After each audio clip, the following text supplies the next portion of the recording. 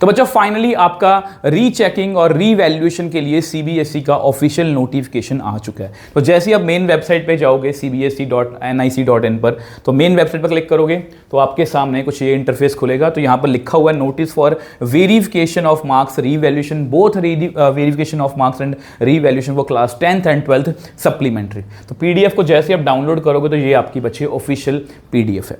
ठीक है, मैं सब कुछ बताऊंगा, यहाँ पर पढ़ के नहीं मैं सुनाऊंगा, मैं आपको सिंपल भाषा में बताऊंगा कि रीचेकिंग के लिए हमें जाना चाहिए या रीवैल्यूएशन के लिए जाना चाहिए, इन दोनों में फर्क क्या है। तो सबसे पहले बच्चे प्रोसीजर को समझते हैं। इसमें लिखा हुआ है बच्चे, इसमें लिखा हुआ है कि सबसे पहले बच्चे आपको अपनी स्कैन्ड कॉपी मंगवानी है। ठीक है, स्कैन्ड कॉपी का मतलब ये है बच्चे कि आप जैसे ही इस पर अप्लाई करोगे, ठीक है, वो डेट्स को हम डिस्कस करेंगे अभी, तो जैसे आप अपनी स्कैन्ड कॉपी मंगवाओगे तो आपको अपनी जीमेल आईडी पर या किसी भी तरह से व्हाट्सएप पर आपको वो रिसीव हो जाएगी। ठीक है, जैसे ही वो रिसीव होती है तो आप अपनी स्कैन्ड कॉपी, मतलब जो आपने लिखा है पेपर, आप उसको चेक कर सकते हो कि क्या मुझे सब जगह मार्क्स वगैरह मिले हुए हैं, क्या कोई चेकिंग में बहुत ज़्यादा स्ट्रिक्टनेस है या बिना बात के नंबर तो नहीं कट किए, या आप किसी टीचर की भी, अपने नॉन टीचर की हेल्प ले सकते हो।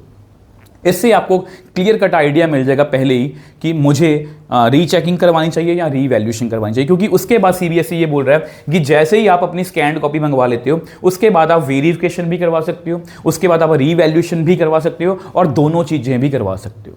ठीक है, दोनों चीज़ें भी करवा सकते हो। डिफरेंस के बारे में भी बात करेंगे कि हमें क्या करना चाहिए, तो ये सब कुछ मैं आपको इजी लैंग्वेज में बता दूंगा। सबसे पहले डेट्स की बात करते हैं। तो बच्चे अगर हम डेट्स की बात करें तो ये है आपकी डेट्स।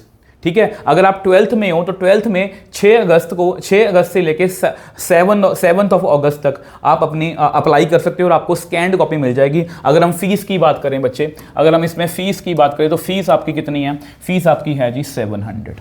एक कॉपी अगर आपको 20 कंपार्टमेंट का या इंप्रूवमेंट का एग्जाम लिया, मगर जितनी भी कॉपीज आपको मंगवानी है, सपोज आपको मैथ्स की कॉपी मंगवानी है तो आपको 700 रुपीज़ लगेंगे। ठीक है, उसके बाद बच्चे, उसके बाद जैसे ही आपने स्कैन्ड कॉपी मंगवा ली, आपको डिसाइड करना है कि मुझे वेरिफिकेशन करवानी है, मुझे वेरिफिकेशन करवानी है। तो वेरिफिकेशन के लिए आपको 500 रुपीज़ मिलेंगे, मतलब 500 और एक्स्ट्रा देने पड़ेंगे। ठीक है, और अगर आपको रीवैल्यूएशन करवानी है तो पर क्वेश्चन जो है वो 100 रुपीज़ आपको चार्ज लगेंगे। तो ये अप्लाई आप 13 अगस्त से लेकर 14 अगस्त के बीच में कर सकते हो।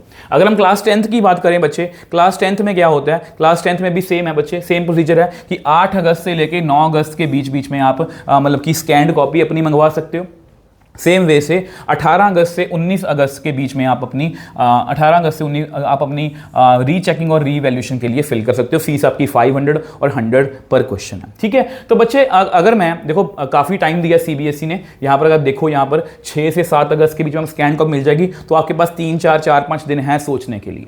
मेरा अब देखो अगर हम इसको समझें, क्योंकि बहुत से बच्चे मुझे कॉमेंट सेक्शन में ये पूछ रहे हैं कि सर मुझे रीवैल्यूएशन के लिए जाना है या रीचेकिंग के लिए जाना है, तो मैं पहले बेसिक डिफरेंस समझा देता हूँ। बच्चे रीचेकिंग में क्या होता है? आपका पूरा पेपर दोबारा से चेक किया जाएगा। दोबारा चेक करने का मतलब ये है कि चेक करने का मतलब ये है, उसमें 3 पॉइंट्स होते हैं। पहला पॉइंट, क्या सभी क्वेश्चन चेक हुए हैं? दूसरा पॉइंट, अगर सभी क्वेश्चंस चेक हुए हैं तो उनके जो मार्क्स हैं वो बाहर निकलते हैं, पहली शीट पर बाहर सारे निकाल के रखे जाते हैं, उनका टोटल किया जाता है। तो बाहर क्या, अगर मान लो आपने 10 क्वेश्चन अटैम्प्ट किए हैं, क्या 10 के 10 क्वेश्चंस के जो नंबर हैं वो बाहर लगे हुए हैं? और तीसरा पॉइंट सबसे इंपॉर्टेंट है, क्या उनका टोटल जो है वो सही है? ठीक है, तो बच्चे इसमें मार्क्स वैसे बहुत कम चांसेस होते हैं कि आपके मार्क्स कम हो जाएं, वैसे मोस्टली चांसेस होते हैं कि इंक्रीज हो सकते हैं, डिक्रीज होने का चांसेस बहुत कम होते हैं। ठीक है, बट दोनों वे से ये अप्लाई हो सकता है। ठीक, अगर हम रीवैल्यूएशन की बात करें बच्चे, रीवैल्यूएशन में क्या होता है? देखो रीचेकिंग में बता दिया, पेपर चेक होता है आपका, सारे क्वेश्चन चेक हैं कि नहीं, टोटल सही है कि नहीं, ऐसा ही चेक करते हैं। रीवैल्यूएशन में क्या होता है? आप पर क्वेश्चन 100 रुपीज़ देके अपना क्वेश्चन दोबारा चेक करवा सकते हो।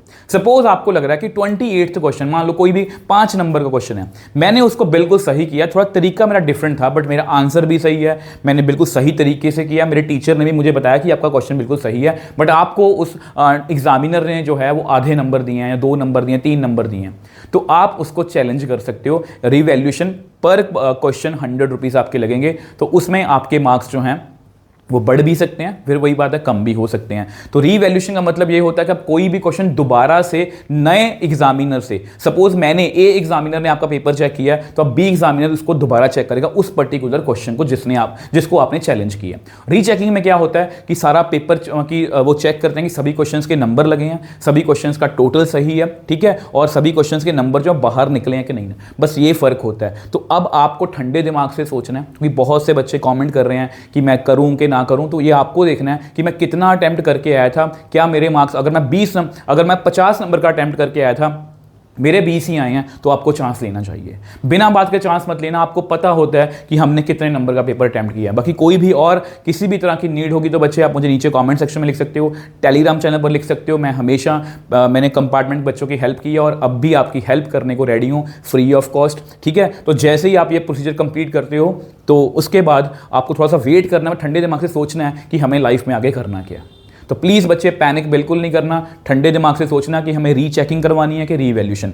फिर भी लास्ट में फिर आपसे ये बोल के जा रहा हूँ, कोई भी नीड हो नीचे कमेंट सेक्शन में लिख सकते हो, मैं आपका रिप्लाई करूँगा। बस टेलीग्राम पर, इंस्टाग्राम मैसेज भेज सकते हो। बच्चे मैं आपकी हेल्प करने के रेडी हूँ। तो बिना किसी डर के, बिना किसी पैनिक के, बड़ा ठंडे दिमाग से सोच के आपने अप्लाई करना है।